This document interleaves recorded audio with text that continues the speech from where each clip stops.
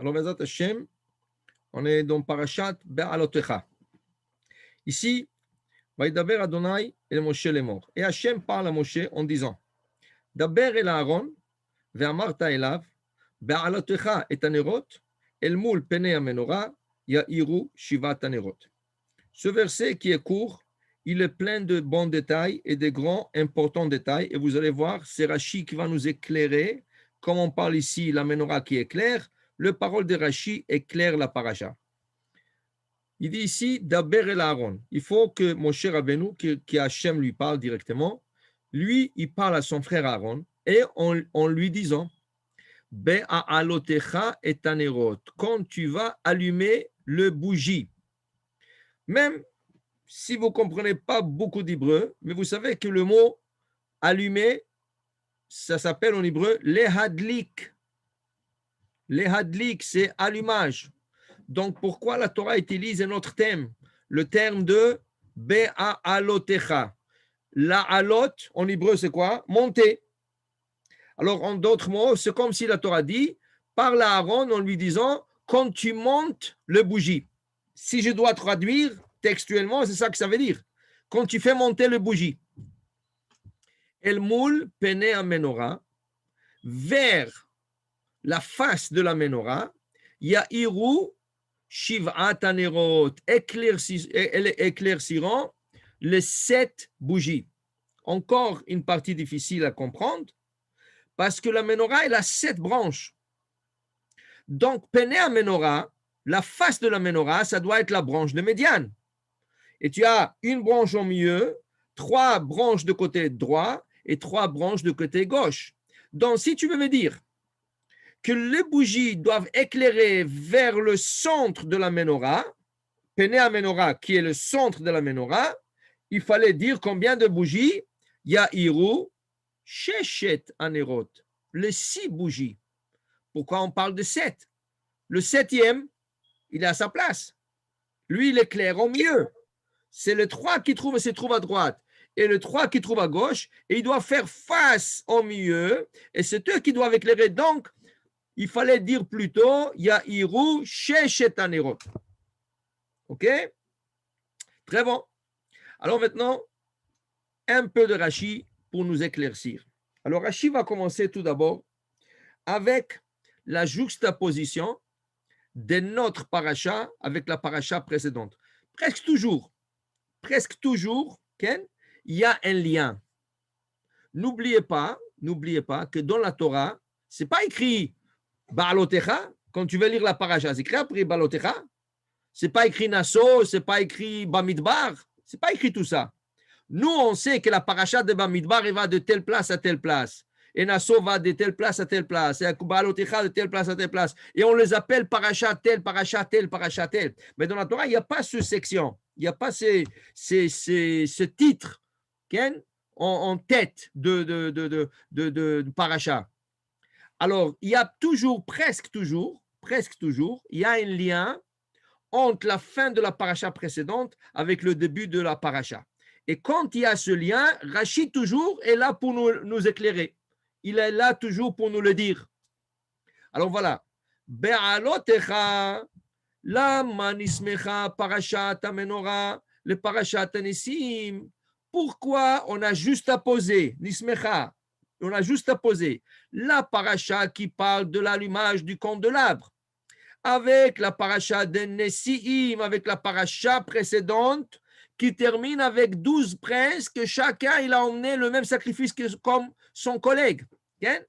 Alors, quelle est cette juxtaposition? Qu'on termine la paracha de Nasso avec 12 princes qui emmènent leur sacrifice et le début de la paracha Ba'alotecha qui parle de l'allumage du candelabre. Réponse, les filles Shera Aaron, Chanoukat Anesiim, Chalsha Asdato. Quand Aaron y voit que 12 représentants des tribus sont venus emmener leur sacrifice et lui n'était pas parmi eux parce que lui c'est le prince de sa tribu. Quelle est sa tribu? Lévi. Eux chacun, Nachshon ben Aminadav, Netanel ben Tsuar, Ken, tous les princes qui sont passés, chacun représentait sa tribu. Ken? Et ici, Aaron, qui était le chef de sa tribu, le chef de Lévi, il n'a pas participé dans le sacrifice. Alors, ça lui a dérangé spirituellement. Il dit, comment Hachem ne m'a pas demandé de lui emmener un sacrifice. Hachem n'a pas donné l'occasion à ma tribu de faire partie de ces 12 tribus. C'est comme si, Has Veshalom, pour dire que la tribu de Lévi est exclue de tout. Okay?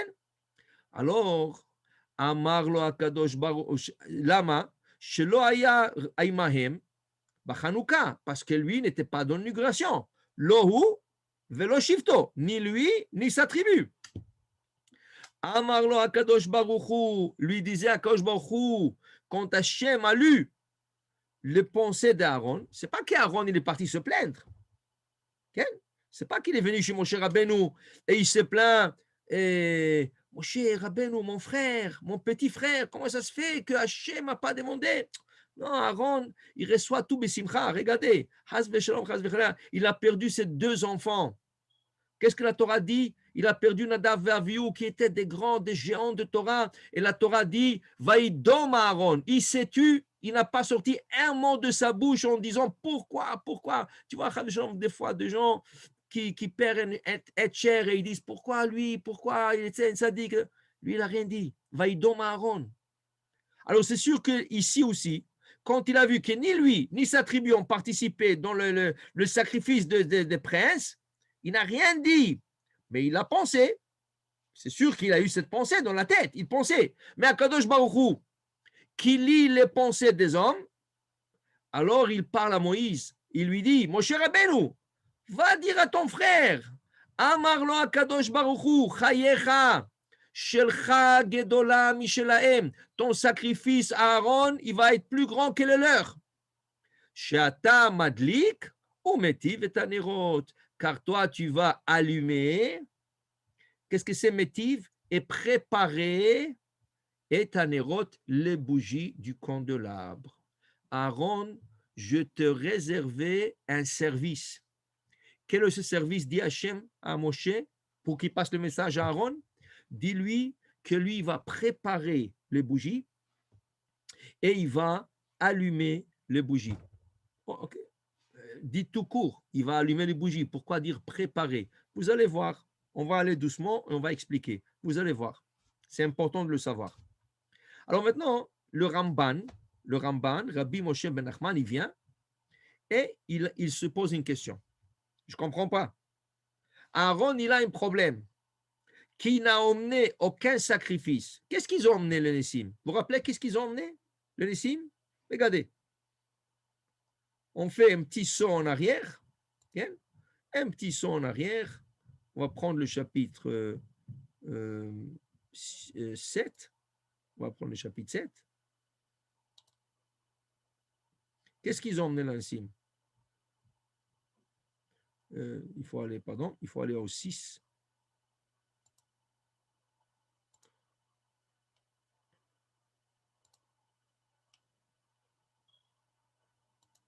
Voilà un exemple.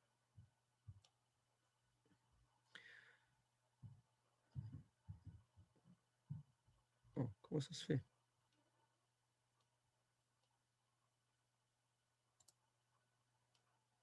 Ok, voilà. Vayavi au Korbana, voilà le sacrifice. Voilà. Les Korbanon, par exemple, Nachshon ben Aminadav, c'est pareil pour le 12. C'est pareil pour tout le 12. Mais par exemple, Nachshon ben Aminadav, qu'est-ce qu'il a emmené? Ka'arat kesef achat. Un bol en or. Un bol en or. Sheloshim umea mishkala, qui pesait 130 le poids de cette époque. Ça a été un bol assez lourd en or. Okay? Mizrak echad kesef. Un pichet en argent. Shivim shekel, qui pesait 70 pièces, beshekel à Kodesh. Attention, pas n'importe quelle pièce, le pièce de Kodesh, qui Rashi nous explique, le pièce du temple ou du Mishkan pesait le double de la pièce normale. C'est comme si tu dis 1 kilo normal, dans le Beth Amikdash, le poids était 2 kilos. Il n'y avait pas un poids d'1 kilo. Tout ce qu'il faisait en dehors du Mishkan, il se faisait dans le Mishkan en double. Alors déjà, un bol en or, un bol en argent. Okay? Le bol okay, était rempli de quoi? Meleim solet. Ils étaient pleins de semoule. Beloula bashemen, le semoule qui a été mélangé avec de l'huile, les mincha pour une offrande sur l'autel. Kafachat, une pelle, mezaav en or, melea ketoret, et cette pelle était pleine de ketoret. Et il y avait là-dessus la ketoret. Ken? Ok, c'est bon. Et après quoi? Il dit ici, par echad, un taureau, un jeune taureau, Aïl echad, un bouc, keves echad, un mouton, ben shenato, un an, le'ola, pour emmener l'holocauste, Seir izim echad lechatat, un chevreau ou une chèvre pour le sacrifice de chatat.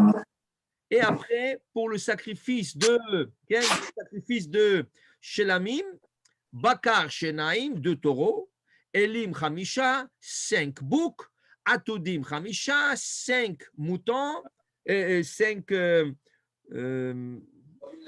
comme un type de mouton, Kevasim Beneshana Hamisha, 5 moutons, Ze Korban Acham Nadav. Tout ça a emmené chacun de Nissim, à part le wagon qu'ils ont emmené, jeté à galotte, chaque 2 princes chaque 2 princes a emmené 2 wagons, okay? Et après ça, ils te disent qu'ils ont emmené de taureaux pour mener le wagon. Shesh et Glotsav, en total, il y avait 6 wagons, ou Shne Asar Bakar et 12 taureaux. Alors, Rabotai, tout ça, c'était le sacrifice de chaque prince. Chaque un de princes, il avait le droit d'emmener ce sacrifice. Alors, qu'est-ce que Rachid dit? Rachid nous dit que quand Aaron, il a vu tout ce sacrifice, okay? Quand Aaron y voit tout ce sacrifice, il se dit, comment ça se fait? Comment ça se fait qu'Hachem n'a rien demandé? Comment ça se fait que je ne suis pas venu participer avec tout ça? Ah, Hachem lui dit, Akadosh Baruch Hu lui dit à Aaron, non, Aaron, ne t'en fais pas. Shelcha gedola mishelahem. Ton sacrifice, il est plus grand que le leur. Sheata madlik ou metiv et tanerot. Car toi, tu vas allumer, tu vas préparer le bougie. Okay? Donc, tu n'as pas à te faire. Okay? Ton sacrifice, il est beaucoup plus grand. Dis le Ramban, je ne comprends pas. Je ne comprends pas ce Rashi. Qu'est-ce que Rashi nous dit? Voilà, tu vas me dire qu'allumer le bougie est un sacrifice? Allumer le bougie, ça vaut comme tout le taureau, tout le wagon qui ont été emmenés, tout le, je ne sais pas, qu'est-ce qui a été là-bas, tout ce qui a été, qu'est-ce qu'il y a, des moutons, de béliers, tout ça. Comment tu expliques ça? Comment tu expliques ça? Okay? Vient le Ramban et il fait son commentaire et il nous explique. Il nous dit, non. Tu sais pourquoi le sacrifice d'Aaron, il est plus grand que leur sacrifice à eux? C'est simple. Car la menorah, l'allumage de la menorah, c'est un service. Les sacrifices sont un service. Mais qu'est-ce qui arrive à un sacrifice? Que ce soit un taureau, que ce soit un mouton, que ce soit une chèvre, que ce soit 2 taureaux, 5 moutons, 5 chèvres, qu'est-ce qui arrive? Tu abats, tu asperges le sang, tu mets sur l'autel, et quoi? Quoi après? C'est fini. C'est fini. Okay? Après 1 heure, il ne reste rien. Le lendemain, il ne reste pas de souvenir. Ça a fait son effet, ça a expié, ça a emmené la beracha, ça a tout fait, mais c'est fini. Vient le Ramban, il nous explique, le service de la menorah, c'est comme emmener un sacrifice, mais un sacrifice éternel. Qu'est-ce que c'est ce sacrifice éternel? Eux, ils ont emmené pendant 12 jours de sacrifice. Après le 12 jours, ça a été fini. Aaron a continué à allumer la menorah pendant combien de fois? Combien de temps? 40 ans. Alors déjà, il les a dépassés avec 40 ans, plus grand qu'eux. Ce n'est pas fini. Ça a continué. Ses enfants ont continué à allumer le candélabre. Okay? Alors, combien de temps ils ont continué à allumer ce candélabre? Okay? Ils ont continué à allumer le candélabre à peu près 400 ans. Okay?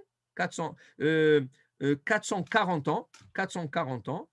Ils ont continué à emmener allumer le bougie de candélabre jusqu'à ce que le roi Salomon et le roi David ont eu l'idée de construire le Beth Amikdash. Et le Beth Amikdash, il a duré combien? 420 ans. Le premier, 420 ans. Très bon. Ça veut dire que c'est 40 ans plus 440 ans qu'on a allumé dans le Mishkan, plus 420 ans qu'on a allumé dans le premier temple. Il y avait une petite pause de 70 ans, c'est qu'on appelle ça l'exil de Babylone. L'exil de Babylone. On est retourné, on a refait le Beth Amikdash, on a reconstruit le Beth Amikdash à Chéni, qui a duré 410 ans. OK? 410 ans, excellent. Okay? Dit le Ramban, est-ce que tu crois qu'après que les Romains ont détruit le Beth Amikdash à Chéni, ce service s'est arrêté? Ça veut dire aujourd'hui, il n'y a plus Beth Amikdash. Tu crois que c'est arrêté? C'est pas arrêté. Ça continue Bayami Maem Bazman Hazeh ou dans la fête de Hanouka. La fête de Hanouka, Akadosh Baruch Hu considère chaque juif qui allume la menorah, la Hanoukia chez lui à la maison, comme allumage du candélabre. Donc ce service d'allumage de candélabre est éternel jusqu'à la venue du Mashiach. Et c'est ça, dit le Ramban, qui dit Rashi. Aaron, de quoi tu te soucies? Que tu n'as pas participé dans leur sacrifice? Qu'est-ce qu'ils ont emmené? De taureaux, de moutons? Oui, c'est très bon, mais tout ça, ça a duré 12 jours, Aaron. Chayecha, shelcha gedola mishelaim. Ton sacrifice, il dépasse le leur. Shata madlik ou metiv et anerot. Tu allumes et tu prépares les bougies. Ça veut dire qu'il y a deux services de la menorah. Allumer, adlaka, hatava, metiv et anerot. On le dit chaque jour, 3 fois par jour. Ou baalot, be'etivo et anerot, ben ha'arbaim yaktirena. Be'etivo et anerot, ben ha'arbaim yaktirena. Qu'est-ce que c'est l'etiv et anerot? Quand la bougie, elle reste toute la nuit, il y a de cendres. La cendre, la cendre noire qui s'accumule. L'huile, qui des fois est finie, des fois il reste un peu. Il faut prendre le lampion, il faut le sortir, il faut le nettoyer, il faut le polir, il faut remplir de l'huile, il faut mettre une nouvelle mèche, il faut le remettre à sa place. Ça, c'est les hétiv et anerot. Sachez que la préparation est plus grande que l'action des fois. Elle est plus grande que l'action. Nous avons un exemple comme ça dans les prophètes. On a parlé de ça une fois, si vous vous rappelez. Dans le juge, il y avait une période qu'on appelle Shoftim. On vient de passer Shavuot. Comment a commencé la Megillat Ruth? Sur quel verset? Vaihi bime shefot ashofetim. Vaihi ra'av ba'aretz. Dans l'époque où le juge en jugeait le peuple d'Israël, il y avait une famine sur terre. Vaihi shechad. Il y avait un homme qui s'appelait Elimelech, avec sa femme Naomi, avec ses 2 enfants, Machlon, Bechilion, et toute l'histoire. C'était la période de Shefot à Shofetim. On avait des juges d'Israël. Parmi ces juges, il y avait une femme. Okay? Jamais il y a eu, jamais il y aura. C'est la seule femme qui était comme juge, et plus après. Plus avant, pas avant, et plus après. Et quel est le mérite de cette femme qui s'appelait Dévorah? Quel était son mérite de cette femme? Voilà. Hachem lui dit, Dévorah, tu as fait quelque chose pour moi, moi je te paierai une récompense que personne ne peut avoir. Jamais il peut y avoir une juge femme dans le tribunal rabbinique. Toi, tu vas juger tout le peuple d'Israël et tu vas être appelée la juge, la grande juge, Eshet Lapidot. Mais elle a eu un titre, Eshet Lapidot, la femme de torche. Eshet, la femme de torche. C'est quoi ce titre-là? Et les juges, c'est pas. Qu'est-ce que c'est ce titre? Pourquoi elle a mérité de devenir juge d'Israël? Toute la journée, du matin au soir, elle s'est assise, elle prenait de vieux habits en laine que le Kohanim avait, elle les a coupés, elle a préparé des mèches pour le Beth Amikdash, mais les mèches étaient tellement bonnes et épaisses que la menorah, le candelabre, a éclairé bien comme il faut. Ça dépend beaucoup de la mèche. Si la mèche est fine, elle n'éclaire pas aussi bien. Si la mèche est mal faite, elle se défait pendant l'allumage. Elle est préparée de bonnes mèches.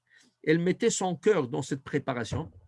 Donc Hachem lui dit, toi tu as éclairé ma maison. Façon de parler, tu as éclairé.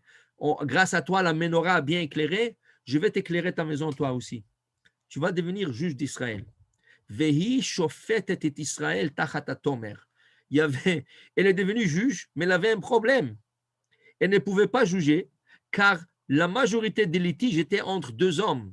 Et si deux hommes viennent la voir, deux hommes avec une femme dans une salle fermée, c'est l'isolation et c'est interdit. La sota, la semaine dernière, qu'est-ce qu'on a lu? La sota, elle s'est isolée avec un homme et son mari l'a suspecté. Alors, un juge, il y a des gens qui viennent la voir pour lui parler de leurs problèmes, de leurs litiges. Qu'est-ce qu'elle a fait? Elle s'est fait un bureau dans le champ sous un palmier. Alors, pas loin de sa maison, il y avait un champ, il y avait là-bas un palmier, elle s'est fixé un bureau là-bas, elle dit, ça c'est mon bureau. C'est lui qui veut me voir ici. Pourquoi ici? C'est public, c'est ouvert à tout le monde, il n'y a pas de secret, il n'y a pas d'isolation. Vehi yoshevet tachat tomer. Elle s'assoyait sous le palmier. Mais elle a eu ce mérite de devenir juge d'Israël grâce à ce qu'elle a fait, préparer les mèches. Une de grands services dans le Beth Amikdash, c'est préparer Métiv et Tanerot, préparer les bougies. C'est pour ça qu'on a parlé de ça déjà une fois aussi. Le Rav Ben Ishraï dit, la plus grande mitzvah pour l'homme, c'est le vendredi après-midi ou le matin, préparer le chandelier de sa femme, d'enlever tout le restant de la cire qui reste sur le bougeoir, si c'est à l'huile, de préparer le lampion, le nettoyer, le remplir avec de l'eau, avec de l'huile, mettre les mèches, et la femme elle vient et l'allume. Mais toi, tu as préparé. La préparation de ce candelabre, c'est le Kohanim qui le faisait.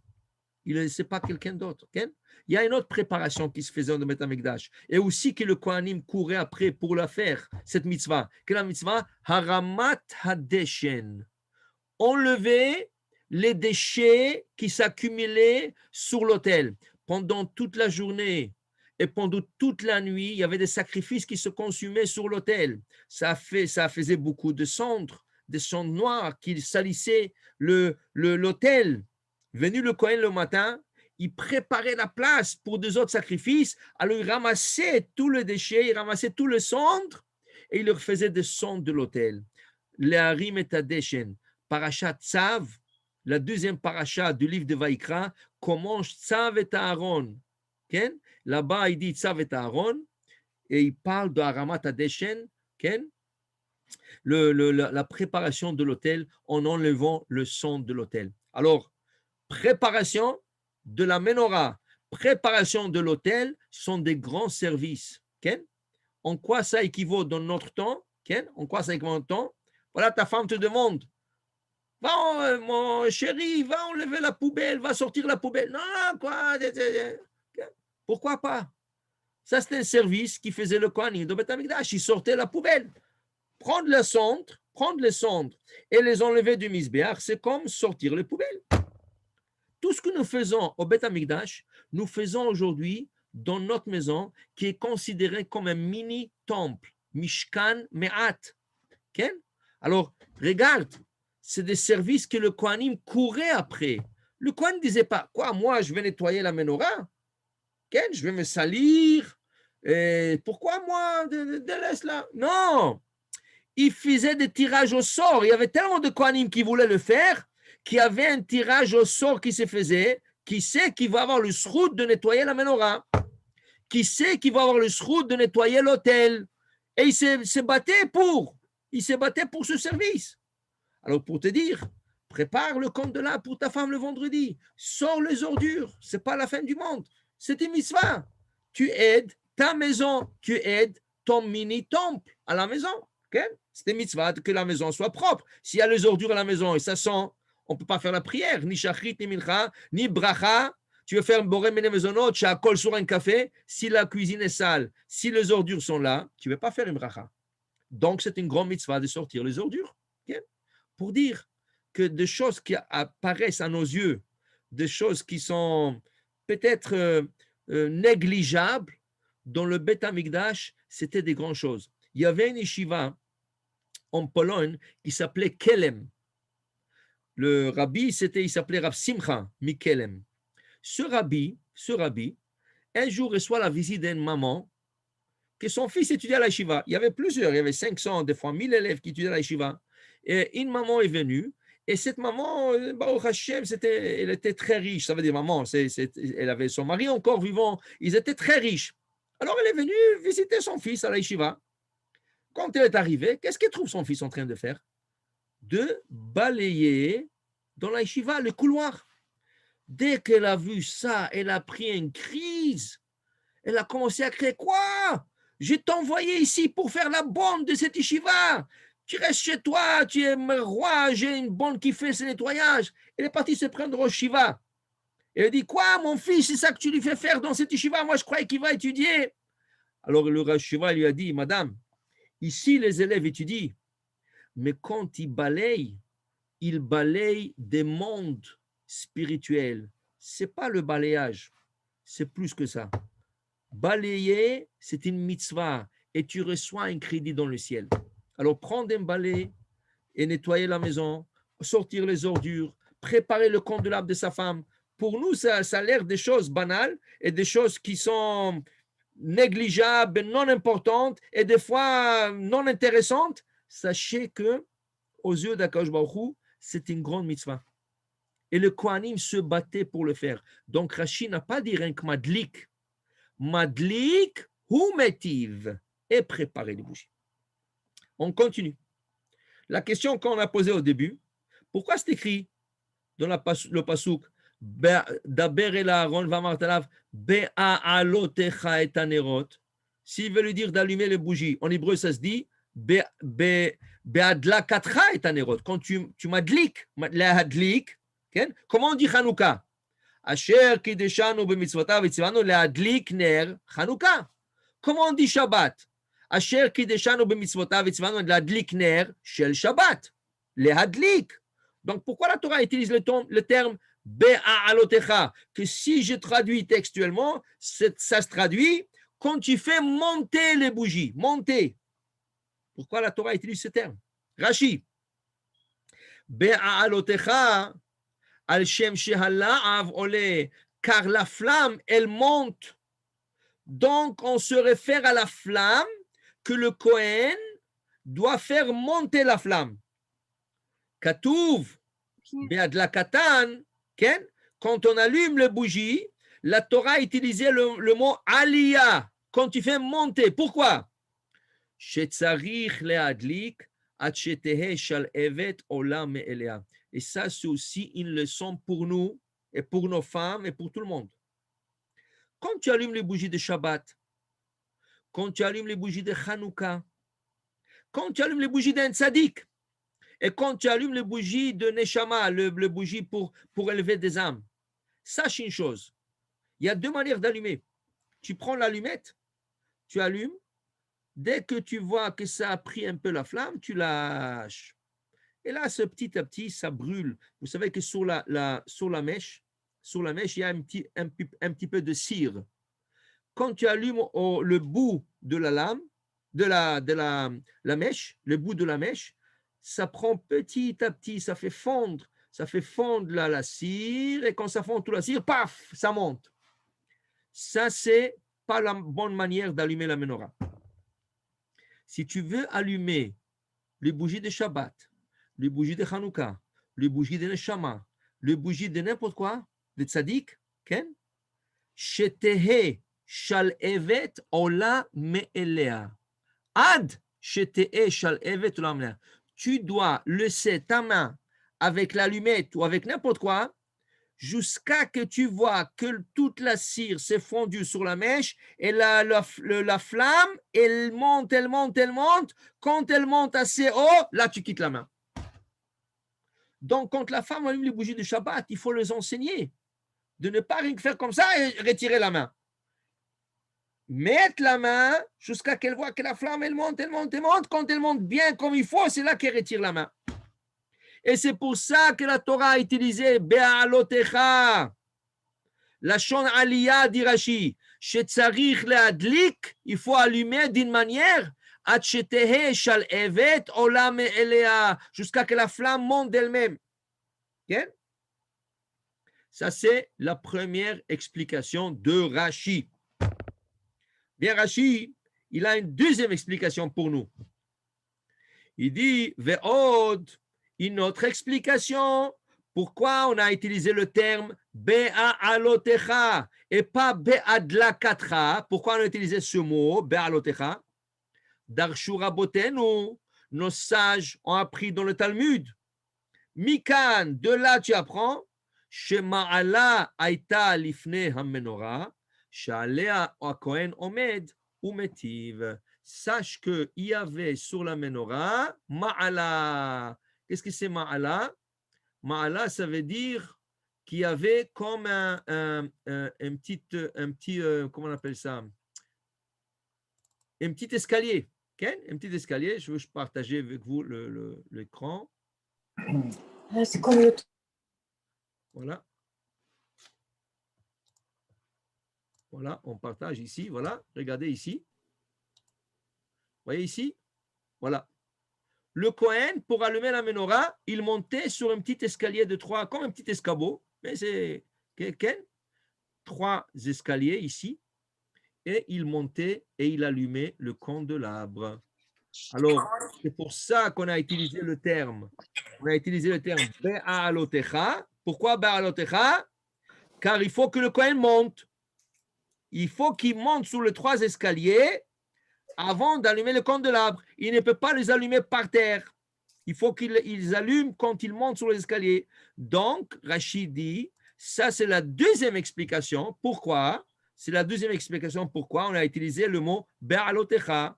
Mikan, de ce mot Be'alotecha, tu apprends, Shema'ala Aïta Ma'ala, ça veut dire un escalier, un niveau haut. Aïta Lifne Menorah, devant la menorah. She'alea Kohen Omed, là-dessus le Kohen se mettait debout, ou métive, et il préparait et il allumait les bougies de la menorah. Ok? Ok, très bon. On continue toujours dans le premier verset. On n'a même pas fini le premier verset. Regardez combien de détails dans le premier verset. Rachid dit d'abord la juxtaposition, le premier Rachid, la juxtaposition. Deuxièmement, 2 explications pourquoi on utilise le terme Be'alotecha. Troisièmement, dans le premier verset, pourquoi c'est écrit El Moul Pene Menorah. Qu'est-ce que ça veut dire? Qu'est-ce que ça veut dire ici? Ve'amarta elav, dit à Aaron, Be'alotecha et Tanerot, quand tu allumes les bougies, El Moul Pene Menorah, en face, ça veut dire en face de la face de la menorah. Quelle est la face de la menorah? Qu'appelez-nous la face de la menorah? Dit Rashi, Moul Pene Menorah, El Moul Nera Emtsa'i. La bougie médiane s'appelle la face de la menorah, chez Eno Bakanim, car elle ne fait pas partie de branches. Et la bégouf chez la menorah. Alors voilà, regardez. Si on regarde la menorah, il y a des branches qui sortent de côté. Mais vous voyez que la partie au milieu, la branche au milieu, ce n'est pas une branche. Elle fait partie de la menorah. C'est la menorah. La menorah, c'est voilà, cette base, plus ce canet, ça veut dire cette branche au milieu. Et à partir de cette branche, sort les branches. Mais elle, ce n'est pas une branche qui sort. Elle, c'est la menorah. Alors, donc, on appelle la branche médiane, comme elle est la menorah, on l'appelle Pene menorah, la face de la menorah. Alors, la Torah nous dit, qu'est-ce qu'il faut qu'Aaron fasse? Elle moule Pene menorah, en face de la menorah, il y a Iru Shiv'at Anerot, éclairciront les 7 bougies. Mais une seconde, Ce n'est pas possible. Parce que si tu me dis, regardez, ici, je vais l'agrandir pour que vous voyez bien. En fait, on parle de 6 bougies, Voilà, plus le exactement. socle. Exactement, regardez. Vous voyez comment le lampion, l'ouverture, les lampions sont couverts. Les lampions sont couverts. OK? Et il y a une ouverture où rentre la mèche et de là-bas sort la flamme. C'est de là-bas sort la flamme. Regardez, qu'est-ce qu'on fait? Les trois branches à gauche, on fait l'ouverture à droite pour que ce soit en face de la branche médiane. Et les trois branches à droite, on fait l'ouverture à gauche pour qu'ils font face à la menorah. Donc, qu'est-ce qui s'avère? Que le six bougies, ils font face à la face de la menorah. Ça, c'est la face de la menorah qui éclaire tout droit. Alors, tu as trois branches à droite qui éclairent en face de cette bougie. Trois à gauche qui éclairent en face. Alors maintenant, une seconde. Pourquoi tu dis éclairciront les 7 bougies? Ce n'est pas les 7 bougies. Tu me dis que Yahiru, el pnei menorah, en face de la menorah, éclairciront les autres bougies. Alors combien ils sont? 6. Ils sont que 6. Pourquoi c'est écrit Yahiru Shivat Hanerot? Rachid avait ce dilemme. Et Rachid dit, regardez comment Rachid commente. Dans son commentaire, il arrange cette question. El moul pnei menorah, comme il est écrit dans le verset, El moul pnei menorah, El moul anera emtsa'i, en face de la bougie au milieu, chez Eno bakanim, qui ne fait pas de partie de branche qui sort sur les côtés, et la begoufa menorah, Yahiru shiv'at hanerot, dit Rachid, pas shiv'a, shisha. She'al sheshet akanim shloshet hamizrachim, ceux qui se trouvent, les trois branches qui se trouvent à gauche, à l'est, okay? Ponim les moula emtsa'i, הפתילות שבהם, c'est les pétilotes, c'est les mèches, וכן שלושה המערביים, et les trois qui se trouvent à l'ouest, trois branches qui se trouvent à l'ouest, כן? ראשי הפתילות, כן? למול האמצעי. Très bon. Alors Rashi, il avait cette difficulté. Et quand c'est écrit Yahiru Shivrat Hanerot, Rachid dit attention, en vérité, ce n'est pas 7, comme la Torah le dit, c'est 6. 6. Ok, une seconde. Ok, ça va. Tu m'expliques. Mais la Torah, pourquoi elle a écrit 7? La Torah a écrit 7. Oui, tu m'expliques. Oui, attention, oui, la Torah ne voulait pas exactement dire ça. La Torah voulait dire que c'est 6 en face de celui au milieu. Ok, alors c'est 6. Alors pourquoi la Torah a utilisé 7, le mot 7? Vient le Baalé Moussar. Vient le rabbin qui nous donne la morale. Il explique tout, il y a une leçon. Dans chaque verset, il y a des leçons à prendre. Comme on a appris avant, que sortir les ordures, de préparer le candidat de sa femme, c'est une leçon. Il y a une autre leçon ici. C'est quoi la leçon? Regarde. Des fois, tu peux être un homme important. OK? Tu es un homme important. Tu es comme cette branche, la face de la menorah. Tu es considéré comme la face de la menorah. Mais sache une chose. Il y a des gens qui regardent vers toi. Il y a des chachamim qui se trouvent à droite qui regardent vers toi. Toi, tu es un grand chacham. Il y a des autres chacham. Ils ne sont pas comme toi. Et toi, tu leur sers comme exemple. Il y a des gens à gauche qui ne sont pas chachamim, ils sont des gens simples. Ils regardent vers toi. Ils prennent l'exemple sur toi. Tout le monde prend l'exemple sur toi. Mais sache une chose. Tout le monde prend l'exemple sur toi et toi, tu dois prendre l'exemple sur toi-même. C'est important. Ne dis pas, ah, tout le monde m'estime, tout le monde m'aime, tout le monde me regarde, tout le monde suit, qu'est-ce que j'ai fait? Mais toi, tu dois te donner exemple à toi-même. Ne dis pas, faites qu'est-ce que je dis et pas qu'est-ce que je fais. Ça n'existe pas dans le judaïsme. Dans le judaïsme, celui qui donne un exemple doit se donner l'exemple à lui-même d'abord. Donc, la leçon ici, Yahiru éclairciront envers la menorah pas le 6, les 7. Car la branche au milieu qui s'appelle Pene Amenora doit éclaircir sur elle-même. Elle éclaire tout droit, mais elle éclaire sur elle-même. Ça veut dire qu'elle doit donner l'exemple à elle-même. Ça, c'est une leçon pour nous de la menorah, de chaque ustensile, de chaque service de Beth Amikdash, il y a des enseignements. Ici, l'enseignement est donne-toi l'exemple à toi-même d'abord. Okay? Donne l'exemple à toi. Après, les autres vont aussi prendre l'exemple sur toi. Mais donne l'exemple à toi-même. Ok? Top. On continue. Vaya'as ken Aaron el mul pene amenora elan erotea. Ainsi a fait Aaron, comme lui a été demandé, el mul pene amenora, en face de la branche au milieu, il a éclairé les 6 bougies. Kasher tziva Adonai et Moshe, comme Hachem a ordonné à Moshe, dire à Aaron. Regardez qu'est-ce que Rashi commente. Vaya'as ken Aaron, et Aaron a fait ainsi. Leagid shivcho.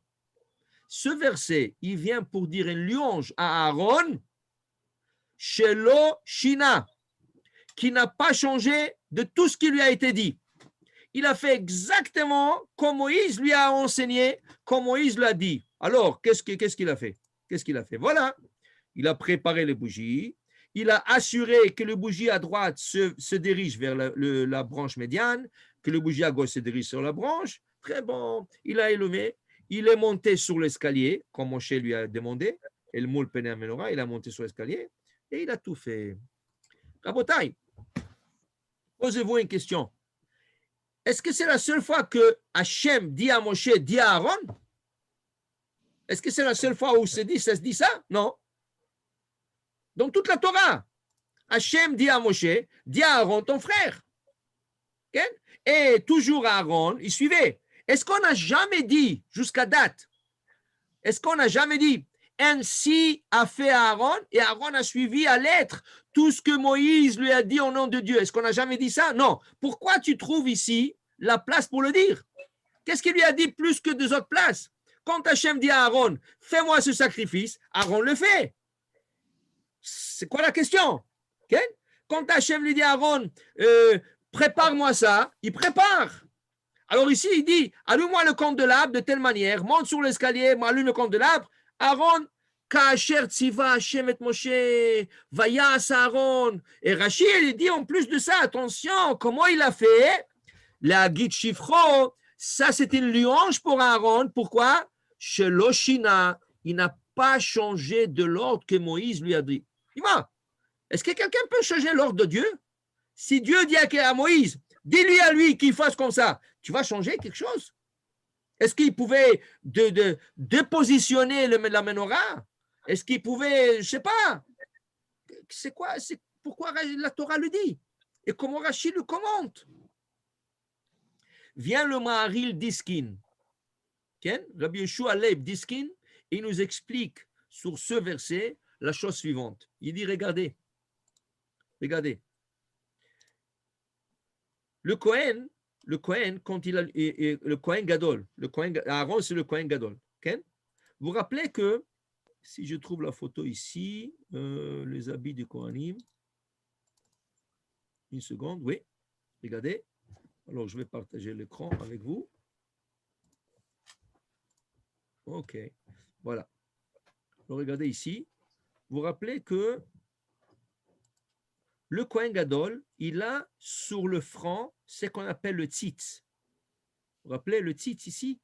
Une plaque en or où il y a le nom d'Hachem gravé là-dessous. Yud Ke, Vav Ke. Une plaque en or où il y a le nom d'Hachem gravé là-dessus. Ok? Il y a un halakha. Le Kohen n'a pas le droit de lever ses mains pendant le service, parce que pendant tout le service, il porte la plaque. Il n'a pas le droit de lever ses mains pendant le service plus haut que le nom de Dieu. Donc, le nom de Dieu est là sur son front. Il doit assurer de garder ses mains plus bas niveau. Ok? Vous allez voir après, je vous explique après, que ça s'applique à nous aussi. Tout ce qu'on apprend ici, Rabotai, ne dites pas que ça s'applique que au Mishkan, que au temple, que au Kohanim. Tout ce qu'on apprend s'applique à nous. Après, on le verra en pratique.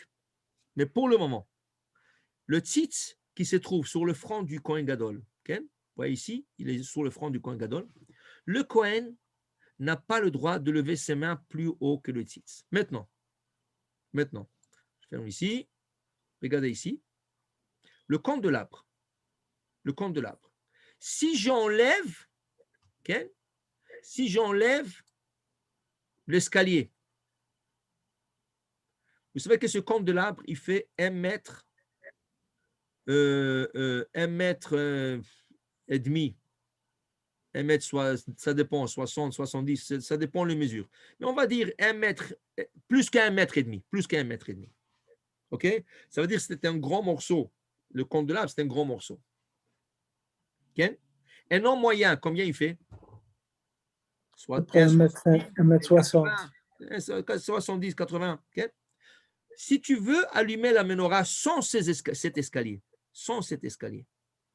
OK? Et tu te mets par terre, dans le Mishkan, tu te mets par terre, et tu veux allumer la menorah, nécessairement, quand tu vas lever la main pour allumer le lampion, ta main va dépasser le niveau de ton front. Okay? Donc, c'est pas bon. Donc, tu es obligé, c'est pour ça que la Torah, c'est pour ça qu'Akadosh Baruch Hu a demandé qu'il y a un petit escalier que le Kohanim monte là-dessus pour qu'il soit plus haut que le niveau de la menorah.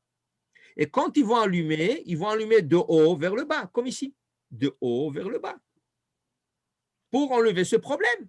D'accord? Très bien. Maintenant, Rabotai, quelle était la taille, l'auteur de Aaron HaKohen?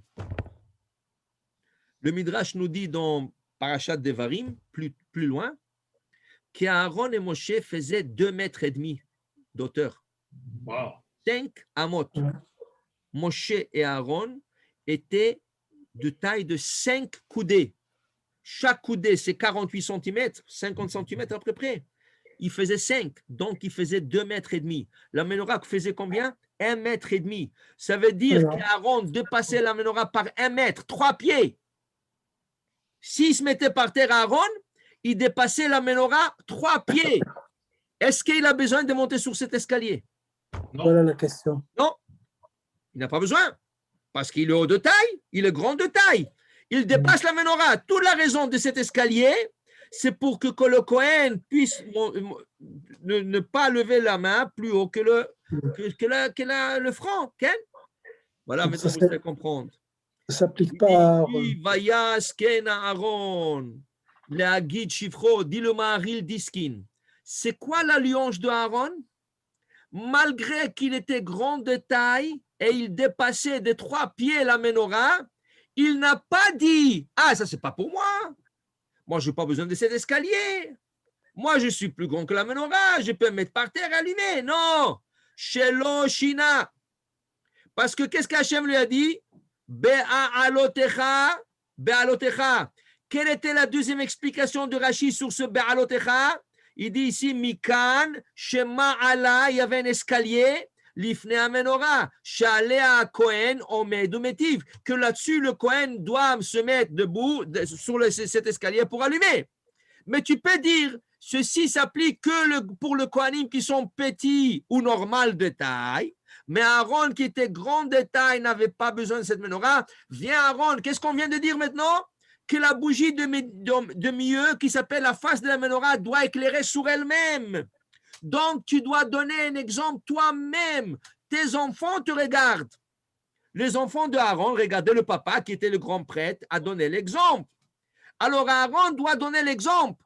Malgré que ça ne s'applique pas à moi, je le ferai. Et qu'est-ce qu'il a fait Aaron? Chaque jour, quand il est venu dans le Mishkan pour allumer la menorah, il montait sur les escaliers pour allumer la menorah, pour donner l'exemple à ses enfants. Et ça, c'est une louange. Et c'est pour ça que la Torah le met en évidence, d'Afka dans cette paracha, que cette halakha lui appliquait pas du tout. Et il a quand même insisté, donné l'exemple à lui-même et à ses enfants. Le guide Shivcho, pour dire sa louange, chez Loshina, il n'a pas changé de l'ordre divin, malgré que ça ne lui appliquait pas. Alors, voilà comment ça, tout s'habille un dans l'autre. Et comment ça s'applique à nous, Rabotai? Comment ça s'applique à nous? Vous savez comment ça s'applique? Dit le Rav Ben Ishraï.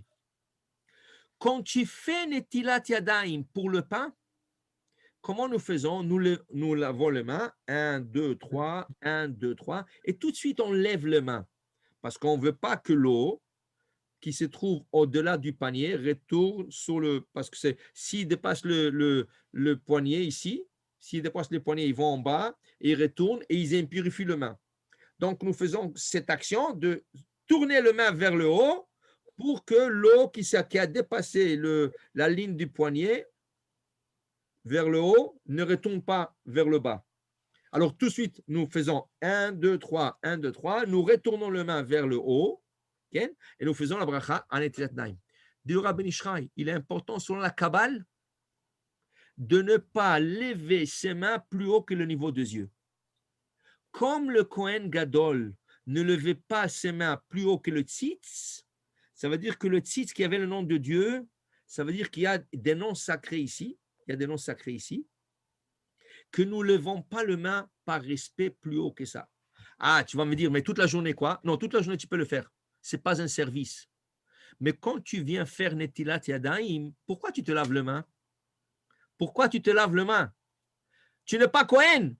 Le seul qui doit se laver les mains pour manger le pain, c'est un Kohen, pas toi. Toi, tu es israélite. Okay? Pourquoi tu te laves les mains? Même le Lévi n'a pas besoin de se laver les mains. Pourquoi tu te laves les mains? Parce que Chachamim, le roi Salomon, et le Chachamim voulaient que le Kohanim soit habitué de se laver les mains pour qu'ils ne mangent pas leur pain sacré. Son étila, ils sont chayav karet, étrangement de l'art de la vie. Il y aura des exils, il y aura des programmes, il y aura toutes sortes de choses pour qu'on s'entraîne tous à habituer le Kohanim. Ils ont décrété la netila pour tout le monde. Donc, si c'était quelque chose qui entraîne le Kohanim, c'est un service qu'ils font le Kohanim, et nous le pratiquons pour eux, okay? Alors, le Kohen n'a pas le droit de lever les mains plus haut que le tzitz. Moi aussi, quand je fais la netila de le Rav Ben Ishraï, je ne lève pas mes mains plus haut que le niveau des yeux. Alors, je me lave les mains, 1, 2, 3, 1, 2, 3, et tout de suite, je lève les mains au niveau de mes yeux. Je rentre, dit le Rav Ben Ishraï, je rentre le coude vers l'intérieur, vers le corps, okay? Et je lève un peu les mains en face de moi vers les yeux, et je fais la bracha, Asher kideshanu b'mitzvotav v'tzivanu al netilat yadayim. Alors, vous voyez bien qu'on a fait rien que 2 versets ou 3 versets de la paracha, non, 4 versets de la paracha, non, 3 versets de la paracha, et tout ce qui a été dit pour le Kohanim, ça s'applique à nous. Alors, c'est ça. Il faut toujours chercher dans la paracha comment ça m'applique à moi. Qu'est-ce que ça m'enseigne à moi et qu'est-ce que je peux faire, Ken, en parallèle de ce qui a été enseigné dans la paracha. Amen ve Amen. Une petite question. Question